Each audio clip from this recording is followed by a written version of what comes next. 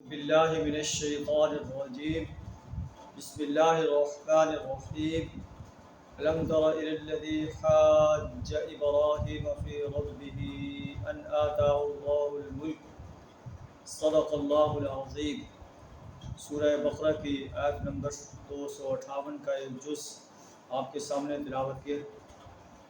اس آیت کے اندر اللہ تعالیٰ نے حضرت ابراہیم علیہ السلام کا ایک واقعہ بیان فرمایا کہ جسے حضرت ابراہیم علیہ السلام اپنے ملک کے بادشاہ نمرود کو توحید کی دعوت دیتے ہوئے نظر آتے ہیں، اور نمرود جو ہے وہ توحید کی دعوت کا انکار کر رہا ہے، وہ طاغوت کے جنگل میں پھنسا ہوا ہے۔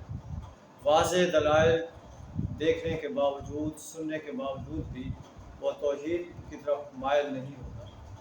تو اللہ فرماتا ہے کہ الم تر الی الذی حاج ابراہیم فی ربہ ان آتاہ اللہ الملک، کہ آپ نے اس شخص کو دیکھا کہ جس نے ابراہیم علیہ السلام سے اس بات پر جھگڑا کیا تھا کہ اللہ نے اسے بادشاہی عطا کی۔ اذ قال ابراہیم رب الذی یحیی و یمیت، جب ابراہیم علیہ السلام نے اسے کہا کہ میرا رب تو وہ ہے جو زندگی بھی دیتا ہے اور موت بھی دیتا ہے، تو اس نے کہا انا احیی و امید، میں بھی زندگی دے سکتا ہوں اور موت بھی دے سکتا ہوں۔ اس نے دو قیدی بنوائے، ایک کو پھانسی پہ لٹکا دیا، دوسرے کو چھوڑ دیا۔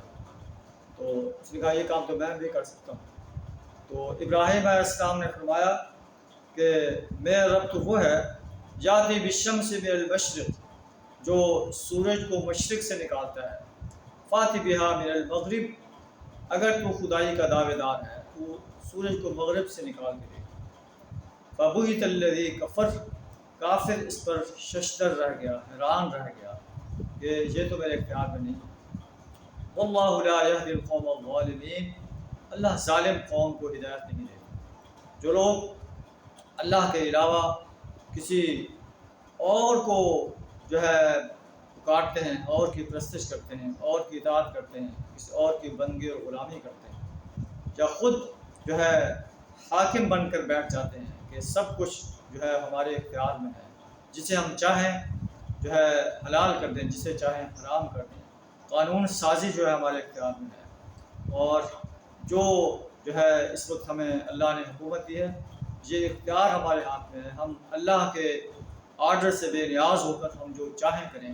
اللہ فرماتا ہے کہ یہ ظالم انسان، واللہ لا یہدی القوم الظالمین، اللہ ظالم قوم کو ہدایت نہیں دیتا۔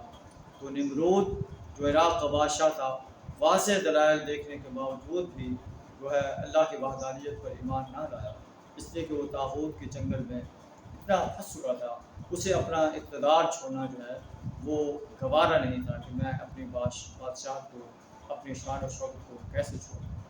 اللہ سے دعا ہمیں توحید کا صحیح شعور عطا فرمائے اور خالصتاً اللہ کے سامنے جھکنے کی توفیق عطا فرمائے۔ وآخر دعوانا الحمدللہ رب العالمین۔